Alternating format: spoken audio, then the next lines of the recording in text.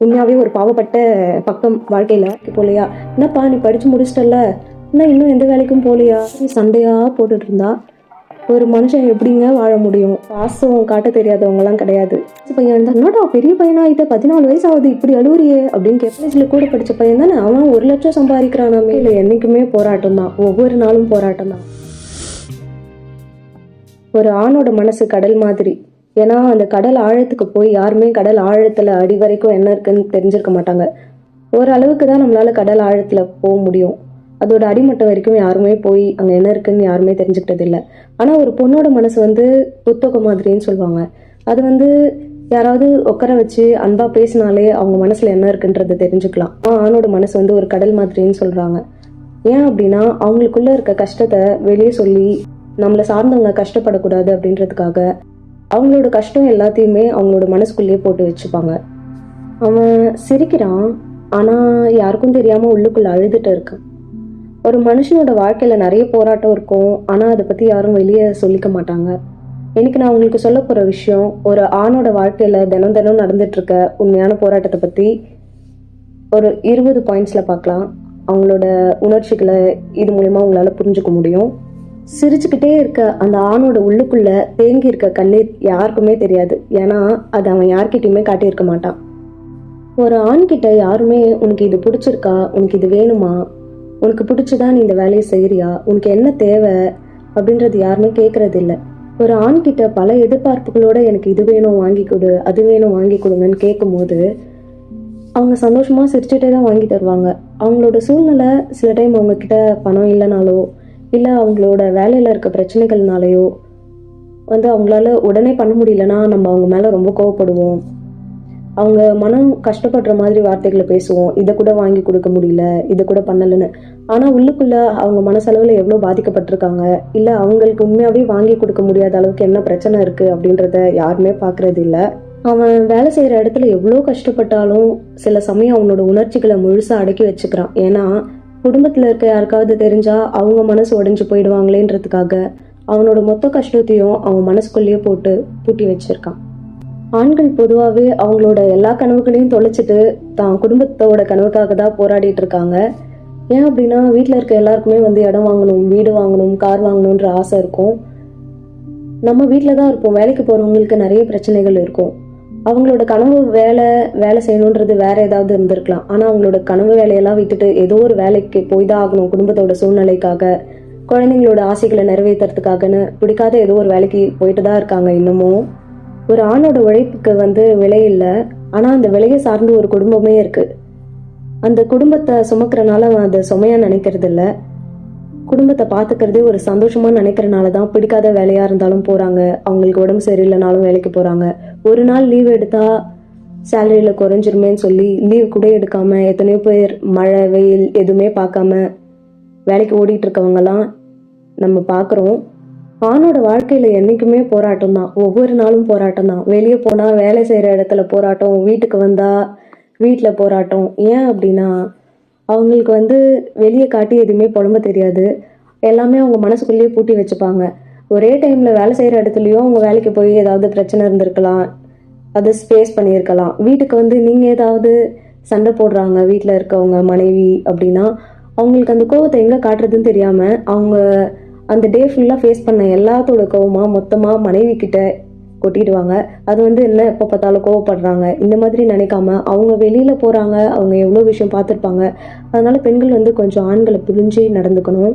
ஒரு சில ஆண்கள் வாழ்க்கையில சின்ன வயசுல இருந்தே போராட்டம் தொடருது. எப்படின்னா நிறைய பேருக்கு அம்மா அப்பா இருக்க மாட்டாங்க, சின்ன வயசுலயே தாத்தா பாட்டி வீட்டில் இந்த மாதிரி படிச்சு வளர்ந்தவங்களா இருப்பாங்க. படிக்கிற காலத்திலேயே அவங்க பள்ளி பருவத்தில் நம்மளா விளையாடி இருப்போம். ஒரு சிலர் அப்போவே வேலைக்கு போகிற சூழ்நிலைக்கு தள்ளப்பட்டிருப்பாங்க. ஏன்னா அவங்களுக்கு ஒரு அக்காவோ தங்கச்சியோ இருந்திருப்பாங்க. இந்த மாதிரி அப்போலேருந்தே அவங்க வாழ்க்கையில் போராட்டம்ன்றது தொடர்ந்துருக்கும். காலேஜ் முடிச்சுட்டு ஒரு சிலருக்கு ஜாலியாக அம்மா அப்பா காசில் அரட்டை அடிச்சுட்டு ஊரை சுற்றிட்டு இருந்தாலும் ஒரு சிலரோட வாழ்க்கை காலேஜ் படித்து முடிச்சதுக்கப்புறமும் சரி, படிக்கிறதுக்கு முன்னாடியும் சரி, எப்போவுமே போராட்டமாக தான் இருக்கும். ஏன்னா அவங்க படித்து முடித்ததும் வீட்டில் கொஞ்ச நாள் இருக்கலாம்னு நினச்சாலும் இருக்க முடியாது. பார்க்குற எல்லாரும் வேலைக்கு போகலையா, என்னப்பா நீ படித்து முடிச்சிட்டல, என்ன இன்னும் எந்த வேலைக்கும் போகலையா, என்ன உன்னோட சின்ன பையனாச்சே, பக்கத்து தெருவில் இருக்கானே, அவன் உன் ஸ்கூலில் உன்னோட ஜூனியர் தானே, அவனே வேலைக்கு போகிறானே, உன் காலேஜில் கூட படித்த பையன் தானே, அவன் 1 லட்சம் சம்பாதிக்கிறானாமே, நீனா இன்னும் வேலைக்கு போகல. இந்த மாதிரி பார்க்குறவங்களாம் பேசியே கழுத்தறுத்து கொன்னுருவாங்க. இவ்வளோ விஷயம் இருந்தாலும் அவன்கிட்ட எதுவுமே இல்லாமல் இருக்கலாம், ஆனால் அவன்கிட்ட ஒரு தன்னம்பிக்கை இருக்குது. எந்த நிலைமையில இருந்தாலும் தன்னால் முயற்சி பண்ணி மேலே வந்துட முடியும் அப்படின்ற தன்னம்பிக்கை ஒரு ஆணுக்குள்ளேயுமே இருக்குது. அதை யாராலையுமே தகர்க்க முடியாது.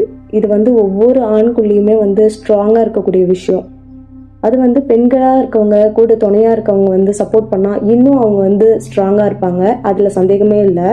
ஆணுக்கு பொதுவாக வெளியில் காதலை சொல்கிறதுக்கு பயம், அதை விட அதை காதலிக்கிற பொண்ணுக்கிட்ட சொல்கிறதுக்கு அதை விட பயம். அந்த பயத்தெல்லாம் மீறி காதலை வெளியே சொன்னாலும் அவன் காதலிக்கும் போது முழு மனசோடு தான் காதலிக்கிறான். ஆனாலும் அந்த காதல் சேர முடியாமல் போகும்போது ரொம்ப மனசொடைஞ்சு போகிறான். அதையும் தாண்டி தூக்கில் தொங்கிடலாமா, இறந்துடலாமா, இப்படியெல்லாம் தாட்ஸ் வந்தாலும் அடுத்து அவன் கண்ணை தொடச்சிட்டு பார்க்கும்போது அவன் குடும்பம் அவன் கண்ணுக்கு தெரிவாங்க. அவன் அம்மா, அப்பா, தங்கச்சி, அக்கா. அவன் வாழ்க்கையே முடிச்சுக்கலான்ற நிலைக்கு போனாலும் தன்னை சார்ந்து இருக்க அக்கா, தங்கச்சி, அம்மா, நம்ம குடும்பத்தை பார்த்துக்கணும் அப்படின்றதுக்காகவே அவனோட கண்ணீர், வலிகள் இதெல்லாத்தையும் மறந்துட்டு திரும்ப வேலைக்கு போய் தான் ஆகணும். ஏன்னா அவன் குடும்பத்தை பார்க்கணும்ல, அவனுக்குன்னு ஒரு பொறுப்பு இருக்கு. ஒரு வேளை காதல் தோல்வி இல்லாமல் காதல் கல்யாணம் வரைக்கும் போயிட்டாலும் உனக்கு வீடு இருக்கா, சொந்த இடம் இருக்கா, என்ன படிச்சிருக்க, எவ்வளோ சம்பாதிக்கிற, ஒரு 50,000 ரூபாய்க்கு மேலே சம்பாதிக்கிற ஒரு பையனுக்கு இருக்க மதிப்பு ஒரு 10,000, 15,000 இப்போவுமே இருக்காங்க. நிறைய பேர் ஆவரேஜாக ஒரு 15,000, 20,000 ஏர்ன் பண்ணுறவங்க இப்போவுமே இருக்காங்க.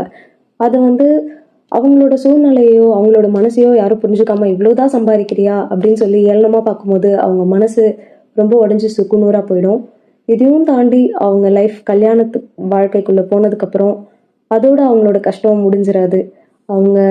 அவனோட அம்மா, அப்பா, அவனோட குடும்பத்தையும் பார்க்கணும், கல்யாணம் பண்ணியிருக்க மனைவியும் பார்க்கணும். ஒருவேளை மனைவியோட குடும்பத்தில் கஷ்டப்படுற மாதிரி இருந்தால் அவங்க குடும்பத்தையும் சேர்த்து இவன் தாங்கணும். இவ்வளோ விஷயம், இவ்வளோ பொறுப்புகள் ஒரு ஆணோட வாழ்க்கையில் இருந்துட்டு தான் இருக்குது. ஒரு ஆண் தன்னோட குடும்பத்துக்கிட்ட எதிர்பார்க்குற எதிர்பார்ப்புகள் ரொம்ப ரொம்ப சின்னது தான். எங்கேயாவது வெளியே வேலை விஷயமா போயிட்டு வரும்போது வந்ததும் குடும்பமாக எல்லாரும் சிரித்து பேசணும், வந்ததும் கேள்வியாக கேட்டு தொந்தரவு பண்ணாமல் குடும்பமாக சேர்ந்து கொஞ்ச நேரம் விளையாடி அவன் மனசில் இருக்க காயங்களெல்லாம் மறக்கிறதுக்கு ஆறுதலாக குடும்பம் இருந்தாலே போதும், அவன் ரொம்ப நிம்மதியாக சந்தோஷமாக இருப்பான். ஒவ்வொரு ஆணோட வாழ்க்கையிலுமே அவங்க கவலையெல்லாம் மறந்து அவங்க நிம்மதியாக இருக்க தருணம்னு பார்த்தா ஃபேமிலியோட ஹாப்பியாக ஸ்பெண்ட் பண்ணுற அந்த டைம் தான். ஆனால் அதுவே ஒரு சில ஆண்களுக்கு ரொம்ப இன்னும் மன கஷ்டத்தை கொடுக்கக்கூடியதாக மாறிடும். எப்படின்னா வெளியும் ஏதாவது ஒரு பிரச்சனையை ஃபேஸ் பண்ணிட்டு வீட்டுக்கு வந்திருப்பாங்க. வீட்டுக்கு வந்தாலும் கேள்வியாக கேட்டு இதை பண்ணலையே, அந்த லோனை கட்டலையே, இதுக்கு இவ்வளோ கொடுக்கணுமே, அவ்வளோ கொடுக்கணுமே, இந்த மாதிரி சண்டையாக போட்டுட்டு இருந்தா ஒரு மனுஷன் எப்படிங்க வாழ முடியும்? இதுலயும் பண்டிகை காலம்லாம் வந்துருச்சுன்னா ஆண்களோட நிலைமை ரொம்ப மோசம். எப்படின்னா மாசம் ஃபுல்லா வேலைக்கு போய் சம்பாதிச்சிருப்பாங்க, அவங்களுக்கு பிடிச்ச எந்த ஒரு விஷயத்தையுமே வாங்கியிருக்க மாட்டாங்க, குடும்பத்தோட தேவைக்காக எல்லாத்தையும் பண்ணியிருப்பாங்க. இருந்தாலும் பண்டிகை காலம் வரும்போது எனக்கு இது வேணும், எனக்கு அது வேணும், எங்க புது மிக்சி வாங்கி தரேன்னு சொன்னீங்களே, புது கிரைண்டர் வாங்கி தரேன்னு சொன்னீங்களே, இல்லைன்னா எனக்கு இந்த நகை வாங்கி தரலையே, எனக்கு இதை வாங்கி கொடுங்க. அப்புறம் பசங்க வீட்டில் இருந்தாங்கன்னா எனக்கு இந்த ஐஃபோன் வேணும், தீபாவளி ஆஃபருக்கு எனக்கு இந்த ஐஃபோன் வாங்கி கொடுத்துருங்க. இன்னும் காலேஜ் படிக்கிற பசங்களாக இருந்தாங்கன்னா எனக்கு இந்த பைக் வேணும்னு அடம் பிடிச்சி ஒரு அப்பாவாக இருக்க ஆண்கள்லாம் ரொம்ப பாவம், எனக்கு இது வேணும் அது வேணும்னு கேட்டு ஒரு ஆணுக்கு ஒரு ஆணே தொல்லையாக மாறுறது எப்படின்னா அப்பா மகன். அதாவது ஒரு சில பசங்க அப்பாவோட கஷ்டத்தை புரிஞ்சு நடந்துக்கிறவங்களும் இருக்காங்க.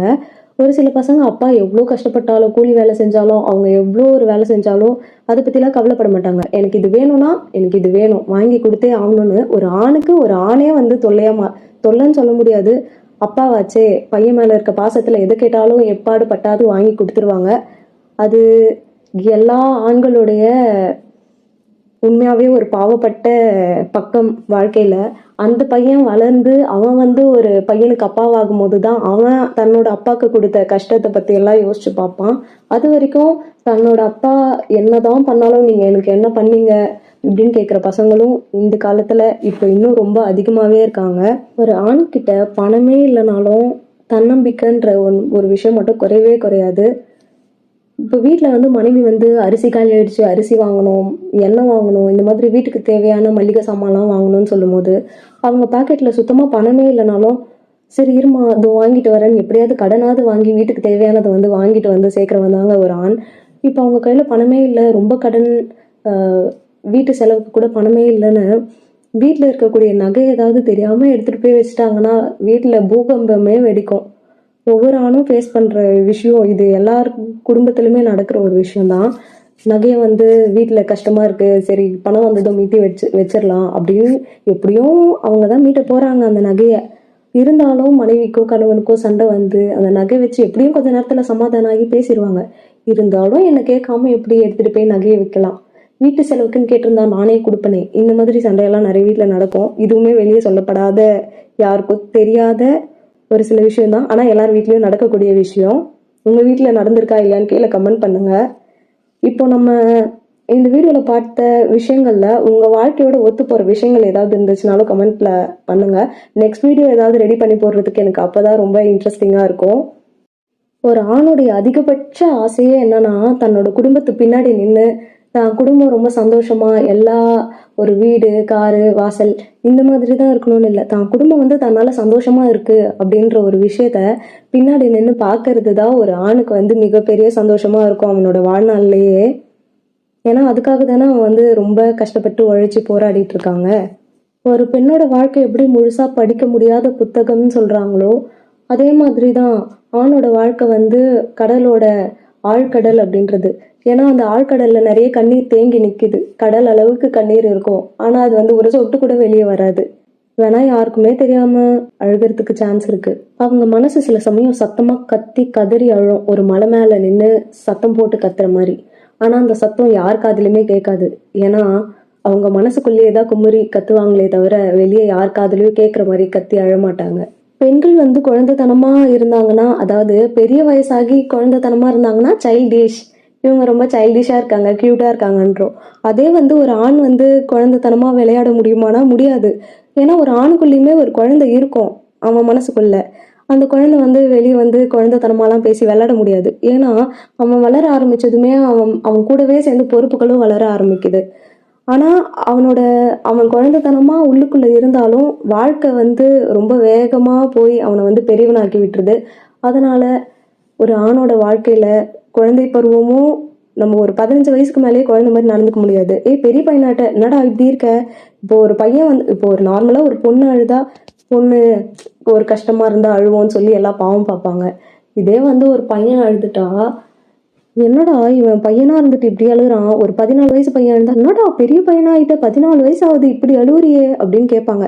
அதனாலேயே சின்ன வயசுல இருந்தே தான் குழந்தை சின்ன வயசு தான் அழலாம் அப்படின்றதெல்லாம் மறந்து, அழவே கூடாது, ஆம்பளை பையனா அழவே கூடாது, அழுதா அது ஒரு அசிங்கம் அப்படின்ற மாதிரி இந்த சமூகம்லாம் வந்து ஆண்களுக்கு ஒரு முத்திரை குத்திடுச்சு. அதனால வந்து அவங்க எவ்வளோதான் கஷ்டம் இருந்தாலும் வெளியே காட்டிக்க மாட்டாங்க, உள்ளுக்குள்ளேயே குமுறி அழுவாங்க, அது வெளியே யாருக்குமே தெரியாது. ஒரு பெண் வந்து பொதுவா அழும்போது அவனை தேடுவா, அதாவது கணவனையோ காதலனையோ தேடுவா. ஆனா ஒரு ஆண் மனம் உடைந்து அழும்போது அவன் யாரையுமே தேட மாட்டான். தனக்குள்ளேயே உடைந்து நொறுங்கி அழுது தன்னைத்தானே சரி செய்து கொண்டு திரும்பவும் அவன் கம்பீரமா தன்னம்பிக்கையோட வெளியே வருவான். இதுதான் ஒரு ஆண்.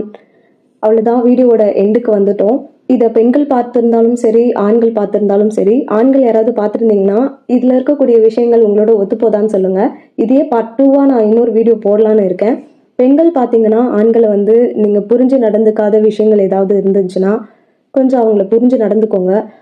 நம்ம பொதுவாக பெண்கள் வந்து ஏதாவது அழுது எமோஷனல் ஆனோம்னா நம்ம மனசுக்குள்ள இருக்க விஷயத்த வந்து பிடிச்சவங்க கிட்ட சொல்லிடுவோம். ஆனால் ஆண்கள் அப்படி கிடையாது. எவ்வளோதான் அவங்களுக்கு வந்து எமோஷன்ற ஒன்று அவங்க வெளிப்படுத்தவே மாட்டாங்க. அவங்களுக்குள்ள சீக்ரெட்ஸ் இருக்கும். அந்த சீக்ரெட்ஸ் எப்படி இருக்கும்னா, வாயில சொல்ல முடியாத அளவுக்கு உள்ளுக்குள்ள கஷ்டங்களும் கவலைகளும் ஒளிஞ்சிருக்கும். இதுதான் ஆண்கள். அதனால வந்து ஆண்கள் வந்து நல்லா பேசுறதில்ல, பாசம் காட்டுறதில்ல. அவங்க வேலைக்கு போறாங்க வராங்க, தூங்குறாங்க எழுந்துக்கிறாங்க, வேலைக்கு போறாங்க வராங்க, இப்படி நினைக்காம அவங்களுக்குள்ள நிறைய கஷ்டங்கள் இருக்கு. நீங்க அன்பா பாசமா நடந்துக்கிட்டீங்கன்னா அவங்க உங்ககிட்ட ஷேர் பண்ணுவாங்க. ஸோ இந்த வீடியோ பார்க்குற பெண்களா இருந்தீங்கன்னா உங்களுக்கு இதுல ஏதாவது புது விஷயம் தெரியாதது தெரிஞ்சுக்கிட்டீங்கனாலும், இல்லை இந்த விஷயம் கேட்கறது மூலயமா உங்களுக்கு ஏதாவது ஆறுதலா இருந்ததுனாலும் ஆண்களுக்கு இந்த வீடியோக்கு ஒரு லைக் பண்ணுங்க. கடைசியா ஒரே ஒரு விஷயம் சொல்லிக்கிறேன். ஆண்கள் அப்படின்றவங்க வந்து பாசம் காட்ட தெரியாதவங்கலாம் கிடையாது. அதை நம்ம யாரும் வந்து சரியான முறையில் அணுகி அன்பை கொடுத்து அன்பை வாங்க தெரியாதனால அவங்க கொடுக்காம இருக்காங்க. அதனால அவங்க கிட்ட இருந்து பாசத்தை வாங்கணும்னா அதுக்கான அணுகுமுறையே அன்பு தான். நீங்கள் அன்பாக அணுகுனீங்கன்னா அவங்க கிட்ட இருந்து பாசம் அளவுக்கு அதிகமாக கிடைக்கும். ஓகே, இவ்வளோ நேரம் இந்த வீடியோ போர் அடிக்காமல் கொடுத்துருந்தேன் அப்படின்னா கீழே கமெண்ட் பண்ணுங்கள். ஏன்னா நெக்ஸ்ட் வீடியோ ரெடி பண்ணுறதுக்கு எனக்கு ஒரு மோட்டிவேஷனாக இருக்கும். இந்த வீடியோக்கு நிறைய ரெஸ்பான்ஸ் வந்துச்சுன்னா இதிலே பார்ட் 2 வீடியோ போடலான்னு இருக்கேன். தொடர்ந்து உங்கள் சப்போர்ட்டை கொடுங்க. நெக்ஸ்ட் ஒரு இன்ட்ரெஸ்டிங்கான டாப்பிக்கில் உங்களை பார்க்குறேன். தொடர்ந்து உங்கள் சப்போர்ட்டை கொடுப்பீங்கன்னு நம்புகிறேன். இந்த வீடியோவில் உங்களிடமிருந்து விடைபெறுவது நானே தான். அடுத்த காணொளியில் சந்திக்கலாம். பாய் பாய்.